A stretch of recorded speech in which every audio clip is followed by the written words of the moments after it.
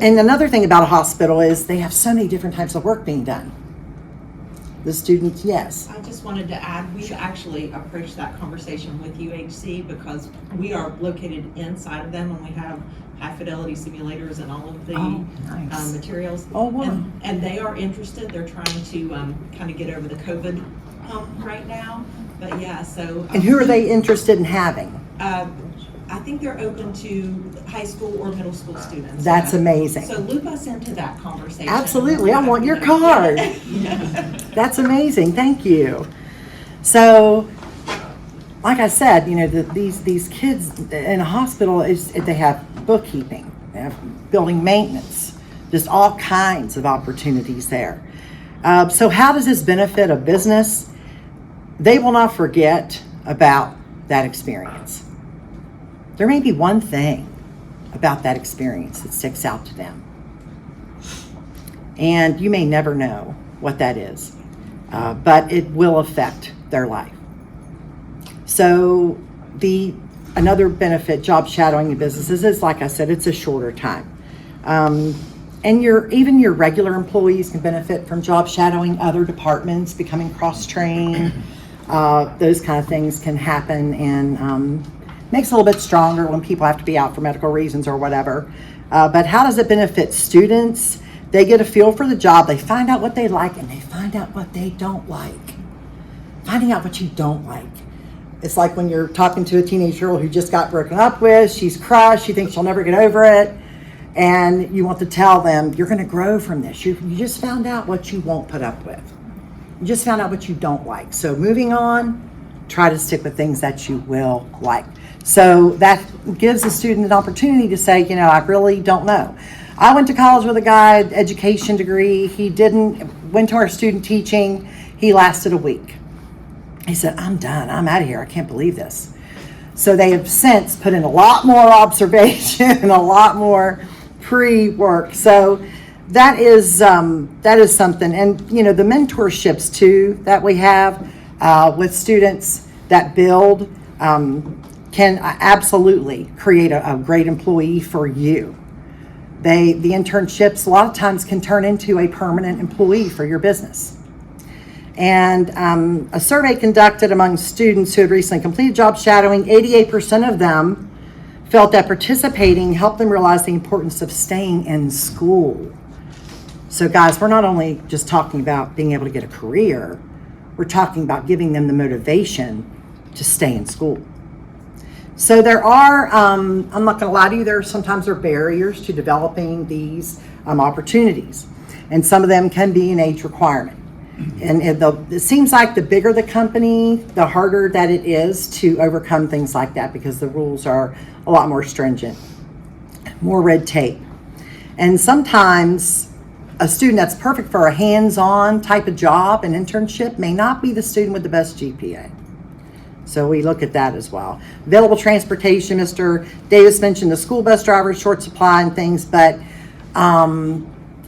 McCullough and Ms. Snell are going to tell you about a program inside of the Harrison County school system that does have students that go out and they have available transportation for the students.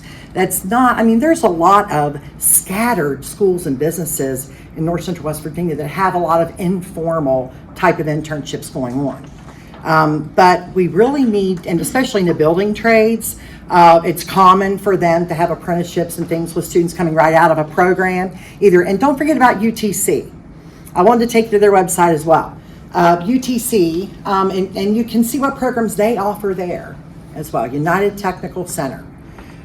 They have, part of my role as a liaison was speaking with guys from the labor unions about going into UTC. Some of them already do, but we wanted to increase that and improve those opportunities for those students over there as well.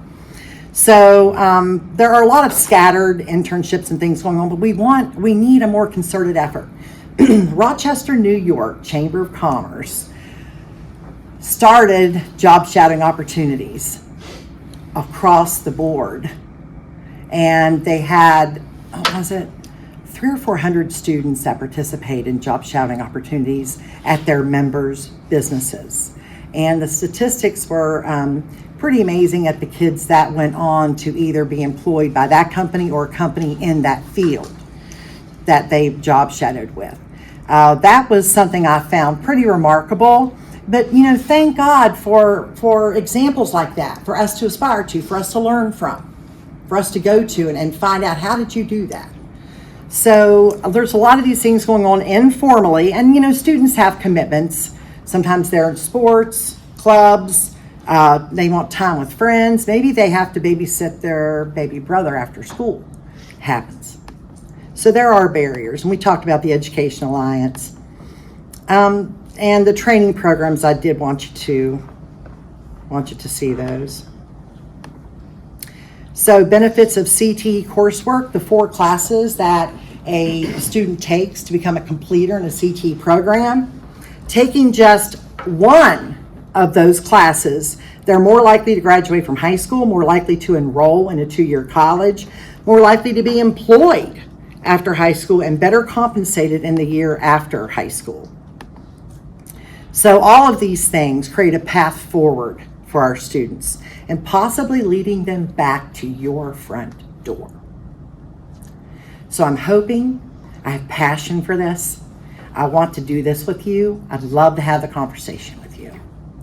So I want to now turn it over. Let's look at the agenda there. We have a program called the Work Program. And actually now I think next on the agenda is so I was telling you these things start small. And right now we have one internship almost ready to start. And it's between Liberty High School, Agriculture Department, CT Department, and the Clarksburg Water Board and the West Virginia Rural Water Association. Today we have with us Jason Myers, the General Manager. Robert Davis is the Plant Superintendent, and he's going to be the trainer and mentor for the student. And then Paul Howe is the Clarksburg Water Board President. So we're going to invite Jason to come up, and he's going to tell you about the need for what we're doing with Liberty High School. Good morning. As Dr. Beckett mentioned, my name is Jason Myers, and I am the General Manager of the Clarksburg Water Board. I'm actually coming up on my 2-year anniversary, and what a wild ride it has been, let me tell you. As Dr. Beckett mentioned, with me is Paul Howe, Board President, and Bob Davis, our Water Plant Superintendent. I'm going to start off this morning by giving you all a brief background of the Clarksburg Water Board. Some things people don't know about us. We were incorporated by charter in 1887. Our governing body consists of a 3-member board elected by the residents of Clarksburg. We are not part of the city of Clarksburg. Many people get us confused with the city, but we are not part of them. We are a separate municipal government entity. To our knowledge, we are the only entity that is incorporated uniquely in this fashion. We employ 40 employees, produce approximately 8 million gallons of water per day, have approximately 200 miles of water lines, and serve over 8,000 direct customers. On top of our direct customers, we provide water to 14 public utilities here in Harrison County, which include Sun Valley PSD, Summit Park PSD, Eastview PSD, Greater Harrison PSD, City of Bridgeport, City of Stonewood, Town of Nutterfort, Town of Anmore, City of Shinston, City of Salem, Tri-County PSD, Shortline PSD, Good Hope PSD, and Enlarged Hepzibah PSD. We provide water to approximately 96% of Harrison County, which equates to about 66,000 residents. In our industry, a wave of recent retirees has left experienced water and wastewater treatment plant operators in short supply and high demand. Given the 2019 data from the U.S. Bureau of Labor Statistics and recent Time Magazine analysis of occupation-based retirement ages, this shortage is set to become even more pronounced. The Time Magazine analysis indicates that only 0.91% of water treatment plant and wastewater treatment plant operators, whom the EPA terms water protection specialists, work beyond 66 years of age, while the Bureau of Labor Statistics data shows that over a third of current operation professionals are at or nearing retirement age. Current data suggests that over the next decade, the water and wastewater sector is expected to lose between 30 and 50% of the workforce to retirement. If the number entering the field remains consistent, the number of workers in younger demographics won't be sufficient to replace the retirees. The increasing shortage could impact many plants' ability to meet the nation's need for clean water. Recognizing this, the EPA announced America's Water Sector Workforce Initiative to support workforce resiliency for water utilities and thereby help ensure the Americans can continue relying on safe drinking water and vital wastewater services that protect public health and the environment. While the EPA and other organizations are putting plans into place, we have several options for mitigating the impact of impending shortages on the plants within our state. One very important method of addressing this problem is by recruiting young people into our field through internship opportunities. This is why we are before you today. We want to explain our pre-apprenticeship pilot program that we are starting here in Harrison County.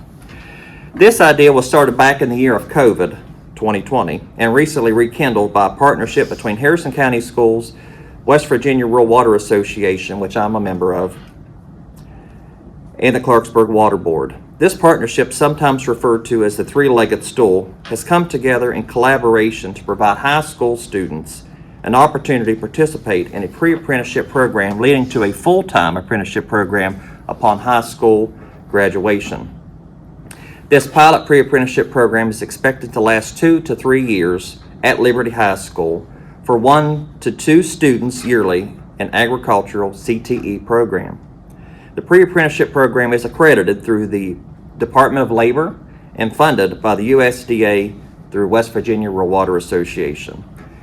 The goal of the pilot is for every water and wastewater utility in West Virginia to have a pre-apprenticeship program in collaboration with an agricultural CTE department in their local high school to give students marketability, needed job skills, and to improve the number of qualified applicants for water and wastewater utility in West Virginia. Each agency has committed and will provide the following. So that three-legged stool. So the Harrison County Schools, Liberty High School will be the pilot school for this pre-apprenticeship program and will identify high school juniors and or seniors who meet the criteria to participate in the program. They will facilitate the student's enrollment in the offered for credit program courses, allowing the student to spend half days at the Clarksburg Water Board facility. They will also provide transportation, as she mentioned earlier, between Liberty High School and the work site there at the Clarksburg Water Board. They will also provide a West Virginia Department of Education certified agriculture teacher as the teacher of record. Clarksburg Water Board, we are committed. We will provide the location for the training and an on-site mentor, which would be Bob, for students at the Clarksburg Water Board facility. We will coordinate with the West Virginia Rural Water Association for instructional materials. We will also, with students being juniors and seniors, they're below the age of 18, so we'll have to get a parent signed release form for them to be able to work in the facility. We will take care of that. We will provide all the personal protective equipment needed for the job, and this is another thing we will provide and have provided is a certificate of insurance for liability and coverage for the student if they're injured within our facility. The West Virginia Rural Water Association, they're tasked with providing the instructional materials. They will also provide a mentor that will maintain training and job skill records and hours of on-the-job training. They will also, the mentor will provide a grade for the work experience at the end of the semester that will be recorded at the Harrison County Schools. And last but not least, they will ensure the funding for all work-related aspects of the program, including uniforms and foot safety gear. The principal at Liberty High School has a couple field trips planned to allow some upcoming junior students an opportunity to tour our treatment plant in the very near future. Our plan is to start this program in the fall of this year. Is there anything you all want to add that I didn't? Paul Howe, if you all probably know Paul, he was board president of the Harrison County Board of Education how many years ago? And his wife actually is an instructor at Robert C. Byrd High School. So, and we have John Calvert on our board, which is a past teacher in the school board. So we got some vested interest folks on our board. They've been wanting to get a program in the school system, and we're here, and we're really excited about it. Hello, my name is Jaslyn Arnett. I attend Lincoln High School and I'm a senior. Some of the job placements I was appointed in was the Bluebird, Bridgeport ATA, which is a Taekwondo place, Out of the Way Pet Grooming, and Eastern Pet Supply. First, I'd like to start out with some of the duties and the things I've learned at each of these businesses.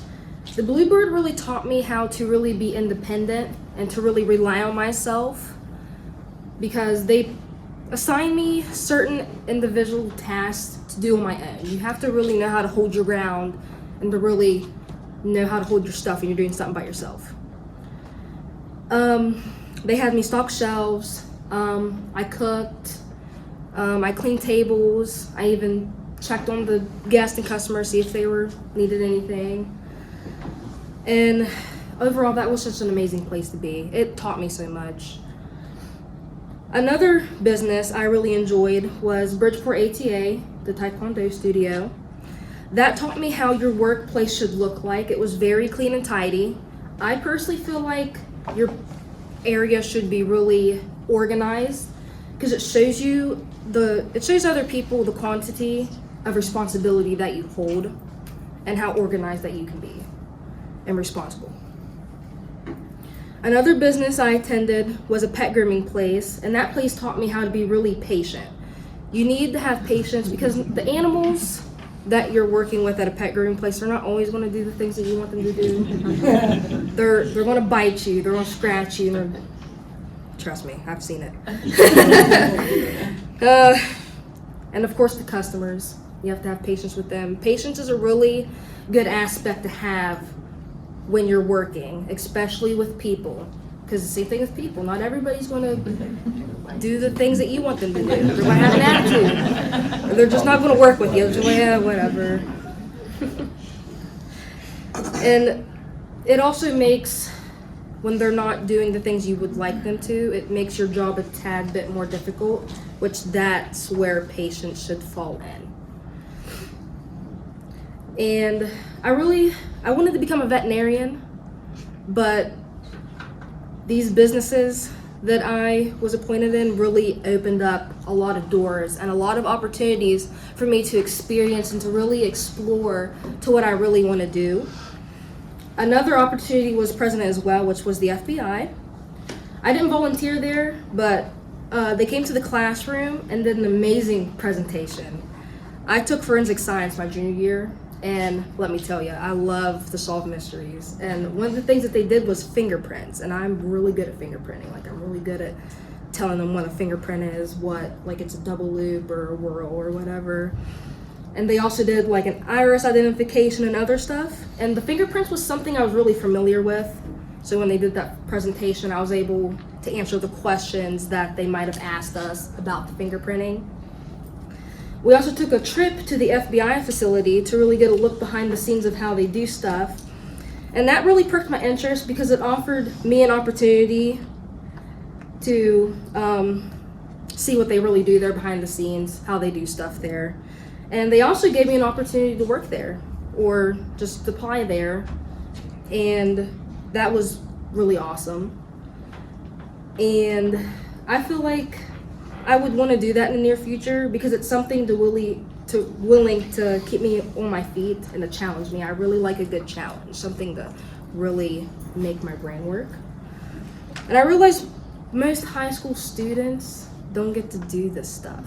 And I'm really honored to be here today in front of you guys to give my presentation and how these businesses really appointed me in some things and to really help me and to seek more opportunities outside of just what I really wanted to do.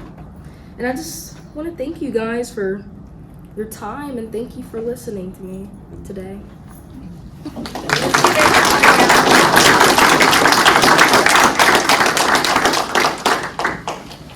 I want to thank everyone again for coming, Dr. Beckett. Scott, thank you so much for your time.